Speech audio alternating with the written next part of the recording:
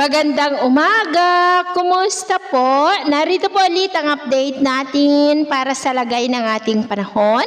Ngayong umaga po ng June 7, 2026. Sa ngayon po, ang dating bagyong Esther ay tuluyan na po na nakalayo dito sa ating bansa at nandyan na po sa may southern part ng Japan. Pero ang habagat ay patuloy pa rin itong nahahatak na siya pong nakakaapekto dito sa ating bansa.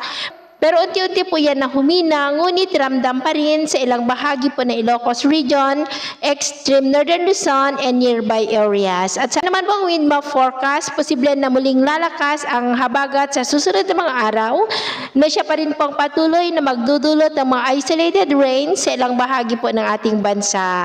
At wala rin naman pong bagyo na nakikita mula rito na tatawid sa ating kalupaan, pero posible muli na may sama ng panahon na mabubuo dyan sa may South China Sea sa mga susunod na araw na siya pong patuloy na manghahatak ng habagat, na siya naman pong patuloy na magdudulot ng mga isolated rain sa ilang bahagi ng ating bansa.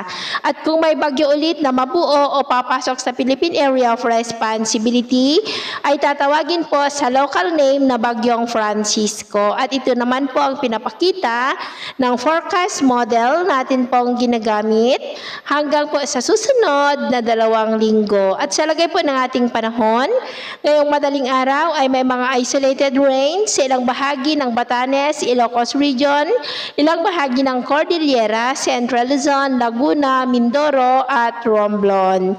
At mamaya po ay sisikat naman ang araw sa malaking bahagi ng bansa, pero may mga tsansa ng cloudy skies with isolated rain sa may extreme northern Luzon, ilang bahagi ng Ilocos Region and nearby areas. At mamayang hapon, mas maraming lugar po ulit ang makakaranas ng mas maulap na kalangitan with isolated rains, lalo na po sa ilang bahagi ng extreme northern Luzon, Ilocos Region, Cordillera, Quirino, Nueva Vizcaya, ilang bahagi ng Central Luzon, Camarines Sur, Catanduanes, Marinduque, Mindoro, Northern Palawan, Masbate, Aklan, Antique, Negros, Basilan, Zamboanga, Northern Mindanao, Sorsogon at ilang bahagi ng Davao. Kaya mag-ingat po tayo, lalo na po sa mga banta pa rin ng mapagbaha at pagguho ng lupa.